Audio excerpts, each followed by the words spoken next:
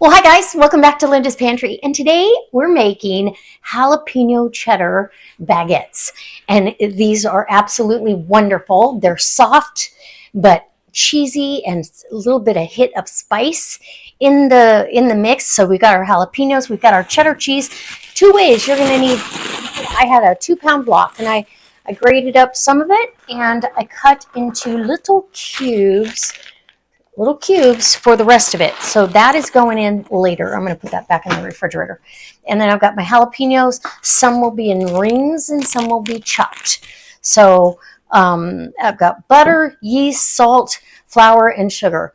Here is 3 1/4 cups, and I'm going to leave the complete recipe in the description box below so you'll know. Today I'm making 12 baguettes. So I'm doing 2 batches because I only have 7 of these baguette pans that will fit on along the oven rack. So 7 side by side. I'm going to do 6 loaves at a time because I have an order for 12 loaves of bread for tomorrow. So that's what's happening. So butter, we're going to cut our butter. Is going to be 3 tablespoons of butter. So let's get that right there. And I've got my cheat sheet because we took the recipe and did 1.5 times. So this will be a great way to make a bigger batch, and the Bosch can handle all of it. Okay, 3 tablespoons of butter goes into your boiling hot water. And easy peasy. Okay, 3 tablespoons. Where's my towel? Oh, right there. Anyway, come on in. Let's get closer. I want you guys to sit down and have a cup of coffee with me and watch me bake. Okay, so we've got our 3 tablespoons of butter in there. You can see it's already melting. We need 3 tablespoons of sugar. 1, 2, and 3. And oh, it is so wonderful. This bread is delicious. Everyone who tastes it wants more. And if you do any bread selling on the side, this is a good one. It comes out so wonderful.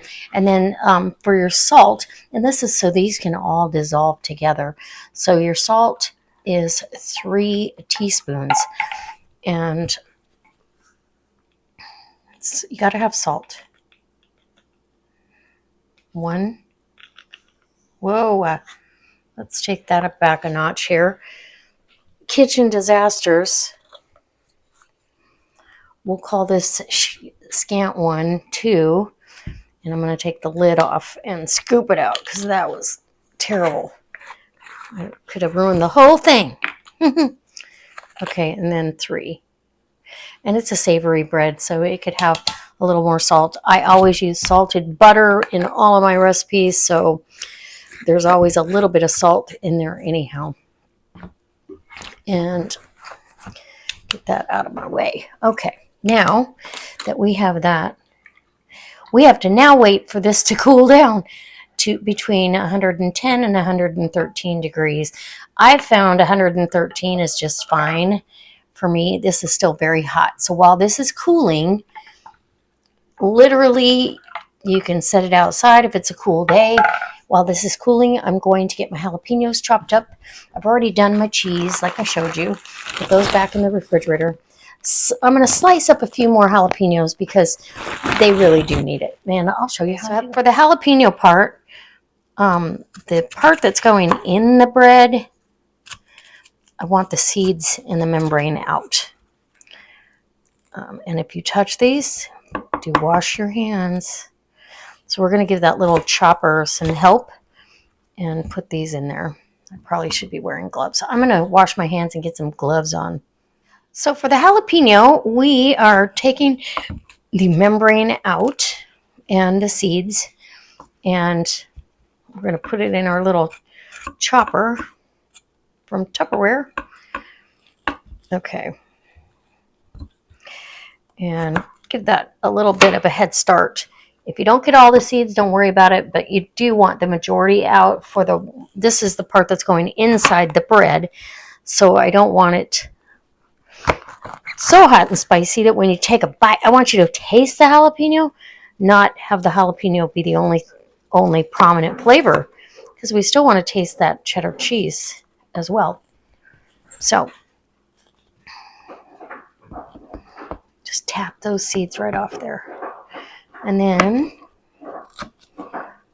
I'm gonna, the dog, he's busy with his bow. Okay, now this will give you an idea of what's going on. And this is 2 jalapenos. I probably will need 3. I'm guessing maybe we'll set this aside and I'll show you. Because I kind of eyeball it, depending on the size of your jalapenos, right? So get your lid. And any food processor you have is perfectly fine.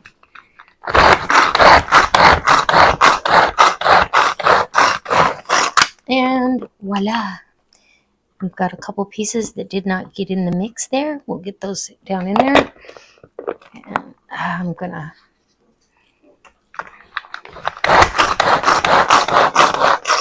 all right, diced jalapenos. And yes, I want another one in there. So I'm gonna set this into another little bowl, so I can do one more jalapeno. I'm going to need several, so I might as well just get them all done for both batches, because I am doing 2 batches for 12 loaves of bread. So we'll keep this up and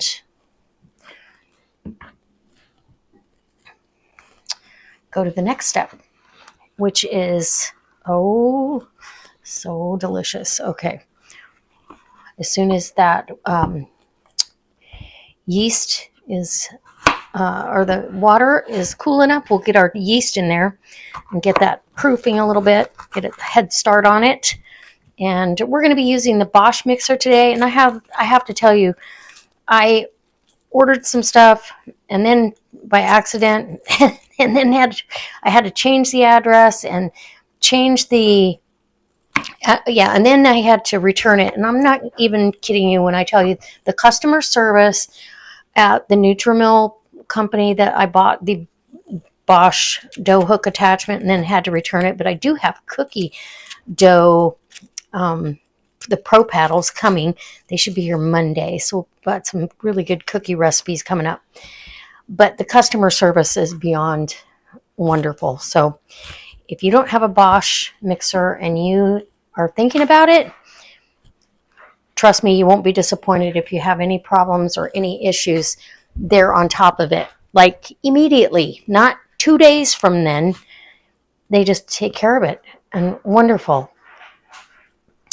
Anyways, I wanted to make sure I gave them a shout out for that.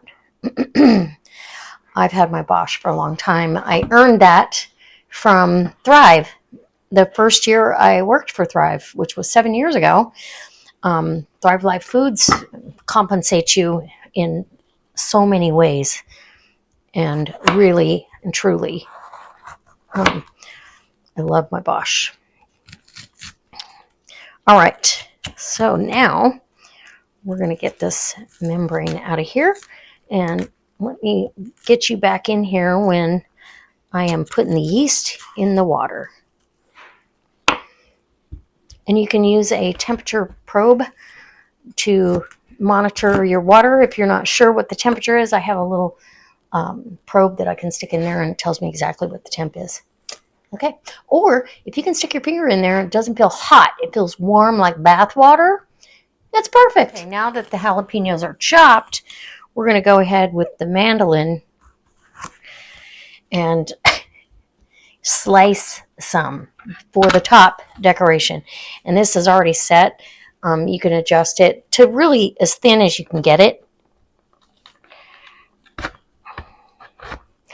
If you feel like they're too thin, let's see, you want a nice thin slice. They're going to cook down a little bit, and as jalapenos cook, they lose that sharp, hot, and just become that heat on the back of your tongue and that really fragrant capsaicin that they carry. It's wonderful.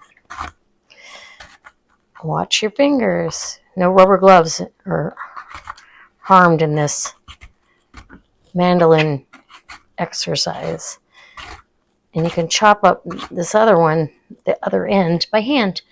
So that's enough to do a few loaves. I want to make sure, let's get this bag open. I want to make sure I have plenty. You want 3, 4, 5 pieces per loaf, so that's probably more than enough, but I'm going to do one more for good measure because I can. It's kind of fun. Okay.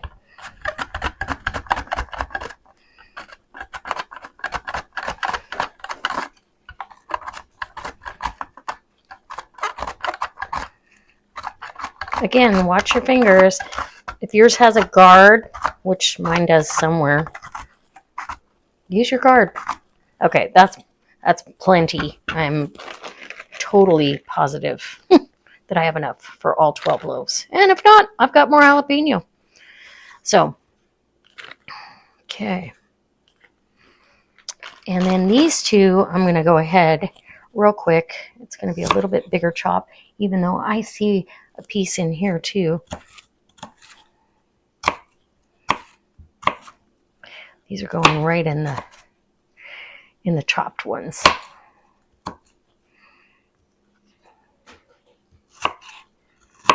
Okay. And you could chop yours bigger. I could have done this on a Vidalia chopper and had a real fine dice, but I really like the finer chunks of the jalapenos. So however you want to do it. If you have a electric food processor, you want to pulse that. You want to do it on pulse just so you've got that ready to go. Okay. And now we have all of our jalapenos done.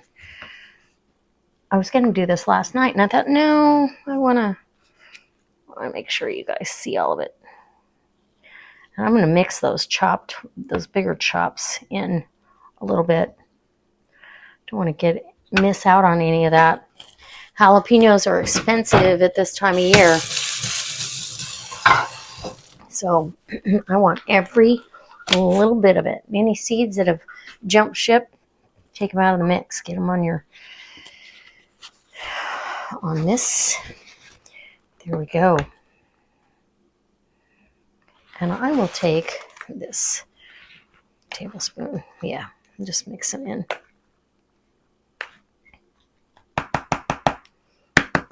The smaller the chunks, the less likely it is that it's going to interrupt the gluten strands developing strong gluten strands to make your bread hold together.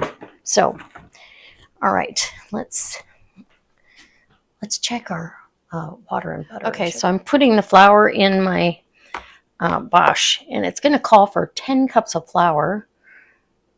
So this is number 9. So we have 9 cups. We will add what we need to as we go. We'll add it like a quarter cup at a time until we get the consistency we really need. And you can stir that around. Now I need to put the lid on. So when I put everything else in, it stays on there. There we go. And it's locked down in place. So if you ever noticed when you're dealing with flour, powdered sugar, cornstarch, baking powder, any of that, you always get it somewhere, no matter how careful you are, right? I really feel like by the end of it, I've got flour everywhere. The nice thing about this one is once the dough comes together in the Bosch, you don't have to flour your surface to work with this dough at all. It is spot on, easy. Okay, let's get the instant read thermometer and see what that says. I believe so. I've had that in the refrigerator, but let's see. And make sure we've got it on Fahrenheit. Yep. And we are at 109.8. It's perfect to put the yeast in. Okay, so yeast goes in, and that is going to be, we need, for this recipe, we need 3.5 teaspoons of yeast. So 1, 2, and I do healthy to heaping teaspoons. It's not going to hurt anything. And 1/2. Okay. And I keep my yeast in pint jars in the refrigerator because I use it so often, but quart jars. And this yeast, and I'm not joking when I tell you this yeast is over 10 years old, and it's just fine because it's been in the freezer till I open it, and then I take a pint out, and then when I use that pint, then I get the other pint, because it makes about, or those big blocks break up to about a quart of yeast. So put your yeast in the freezer, and you will never have yeast that doesn't proof for you. Okay, got that stirred up. We're gonna wait till that blooms, and once that blooms, we're good to go. All right, you know what's next. Okay, so it's time. This has bloomed, and it's wonderful. Go ahead and pour the whole thing right in the Bosch. And I'm going to make sure I get all that yeast out of there. So let me grab a spatula. And worry. My trusty.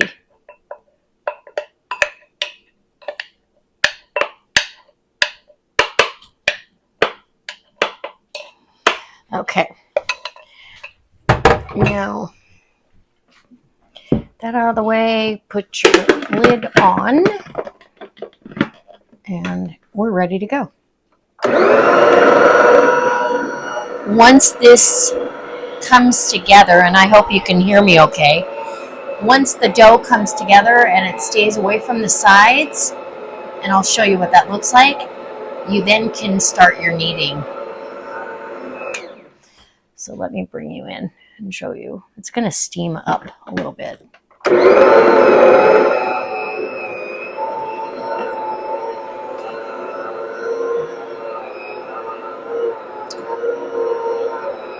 And it takes time for that to rehydrate into all of the flour. That's why I don't put the whole amount of flour in to begin with. But look at this. This machine has no trouble whatsoever.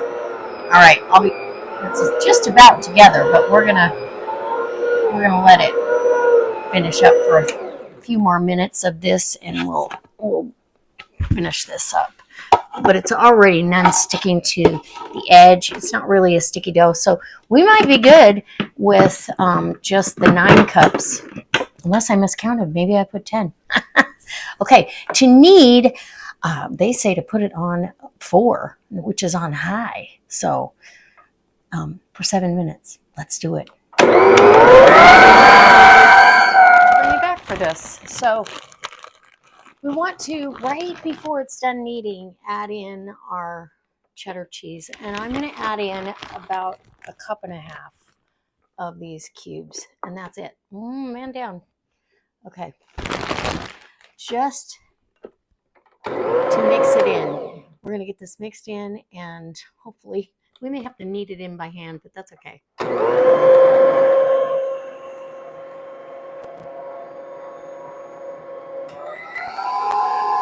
As you can see, the dough is a little wetter than it was earlier. That just means, so I'm just adding a couple tablespoons of flour, and we'll mix that in. I'm going to go ahead and knead this real quick, and off to the bowl to rise.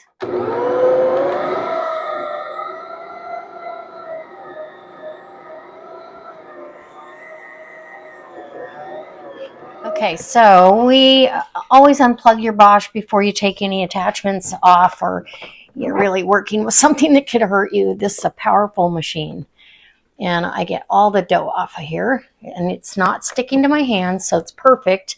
I'm going to get this washed up for the next batch because I'm going to do this exact same thing with the next batch. And the reason, okay, let's get our bowl off of here. The reason that I didn't put the jalapenos in, you can put them in chunks inside the dough. I did that, but then you'll have some pieces that don't have any jalapeno, and that's just wrong. So this way, and I've got all that cheese worked in.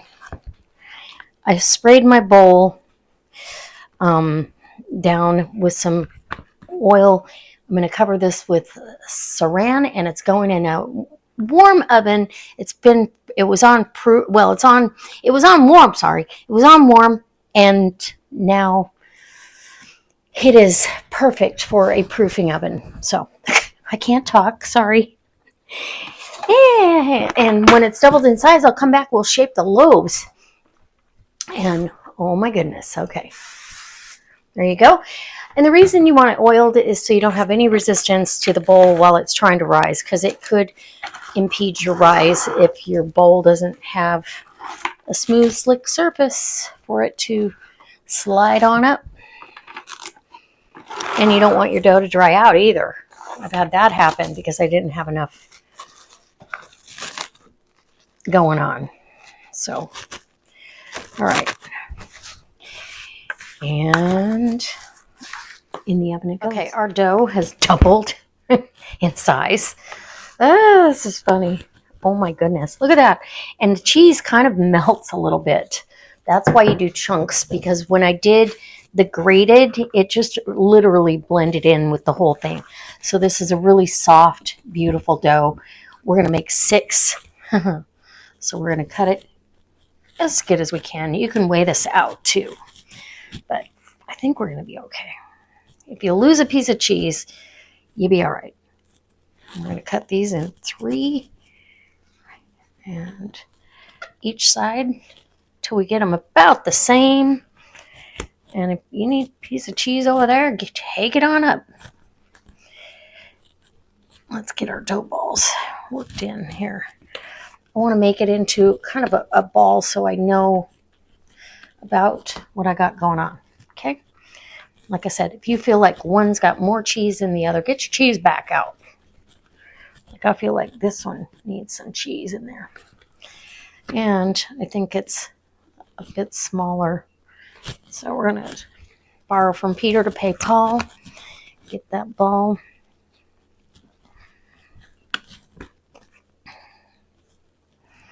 Okay. And I'll cut that into, that looks good. That one definitely needs some more.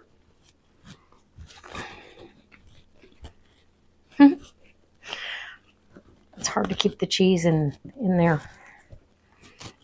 And your cheese is going to add it's going to add more fat to your dough as well. So, okay, who's bigger? And yes, it would be very good to weigh each thing, weigh the dough and divide it by 6, but I'm not going to. And chances are neither are you. So now we'll get this little one, and you're just going to spread it out. Boy, we got some strong gluten going on here. Into a makeshift triangle. That makes sense? And make sure you've got some cheese there. If your dough's fighting you a little bit, just give it a second, because we just ripped it apart. You can give it 5 minutes and it'll work a little easier. So now we're going to take our jalapenos and spread them out. Ooh! So there's going to be a vein of jalapenos in here. Just saying. I think this is going to be wonderful. And then we're going to take, oh, look at that. Really tuck it as you roll it. Try to stay as even thickness across the whole thing. It's a little harder because at this end, you know, it loses something. Okay. And we're going to seal this up. Don't worry. Oh, that's perfect. Okay. Get your ends all sealed. Tuck that piece of cheese in there. Okay. Take your seam and pinch it together really, really well. And your ends, pinch your ends together. And it's going to go right onto the baguette pan. Okay, just like that. So the first baguette pan is right here. And you're going to go ahead and you can stretch it out lengthwise. You want it about 1 inch in from each side. Okay, so if you feel like it's too big in the middle, go ahead. That's number 1. Now we're going to get number 2. And we're just going to keep doing what we just did. It's so nice. This dough is so good to work with. It's very forgiving. So, jalapenos. And we may need some more. I don't know. We got more if we need them. I don't think we will, though. A little bit there. And there we go. Tuck and roll, tuck and roll.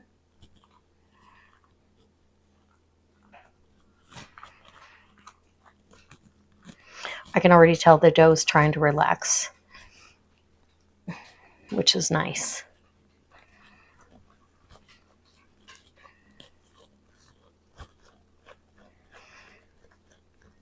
If one loaf ends up smaller than the others, we'll be the ones to eat that. But I don't think, well, no, I can't even do that because this is all orders.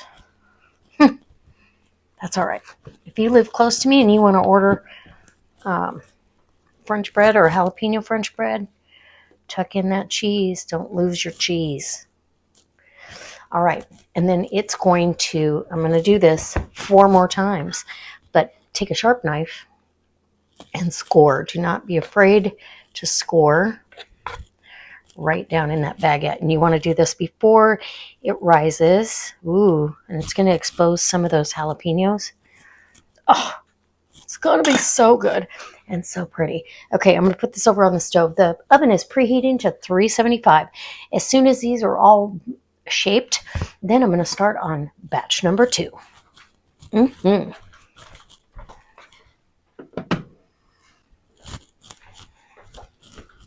right, so it's had a chance to rise, and I've got an egg wash here with some milk. So you want to do 1 whole egg and some milk and brush generously. And we're going to put this in that 375 degree oven. This egg, not only does this give the bread just a beautiful sheen. That was a little much there, Linda. It allows and I'm just going to show you one at this point, what I've got going on. It'll allow the jalapeno to adhere to if I can get the bag open, there we go. These little rings. I just want to put some cheese on here first. Okay, a little extra cheddar. You don't need a lot because this is going to cook, it's going to be cooked onto it. It's more for decoration than anything. And I don't want to hide all those beautiful cracks and crevices. Does that make sense? Then we're going to grab our jalapeno slices. And they're random. Random. There you go. That tells everybody who is getting ready to eat that loaf of bread that it could have a little kick to the giddy up. All right. I'm going to continue and get these in the oven. I'll bring you back when I take them out. Now I'll be starting my second batch. I've got my warm water, should be cool enough to put my yeast in. And obviously the sugar and the salt's already in there, dissolved. And we're going to do this one more time. So it's going to be beautiful. 12 loaves of jalapeno cheddar. Nothing could be better than a jalapeno cheddar baguette. Right? Just enough to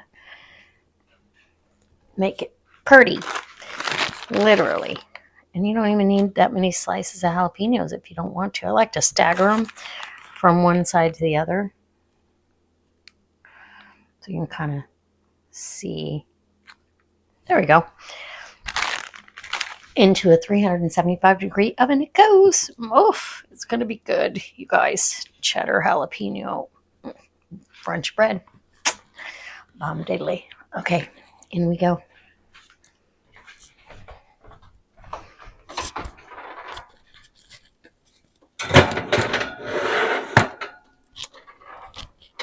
And I put that on the middle rack, so it has a even chance. All right, I'll bring you back when they're coming out. Okay, guys, so the last loaves are in the oven, and they're beautiful. And these came out gorgeous. Gorgeous. Look at that. Jalapeno cheddar bread. We already cut into this little one. This one's staying home. I'm gonna I've got one that's going to go out later in the week, and I want it to be fresh. So you can see how the pockets of cheese and the jalapeno. I was worried that there was too much jalapeno in there, but you can smell it. Both my husband and I, we've already tasted it, but it's so soft too. Look at that. It's delicious. Here, I'll do the squish test on this. And the cheese toasts on the top. The underneath gets nice and brown. Any of your cheesy bits just make something delicious and magical. So that's what I did today. I got 12 loaves.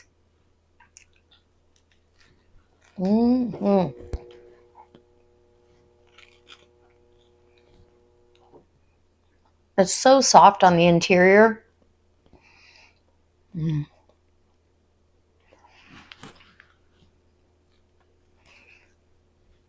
And that's where it got rolled. Whoops. Oh my gosh. There's nothing better.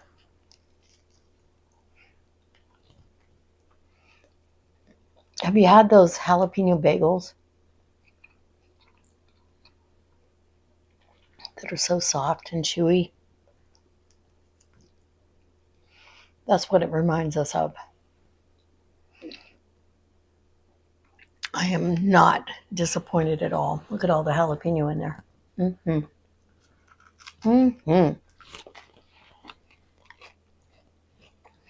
I will tell you, I had to go to the store, and I feel bad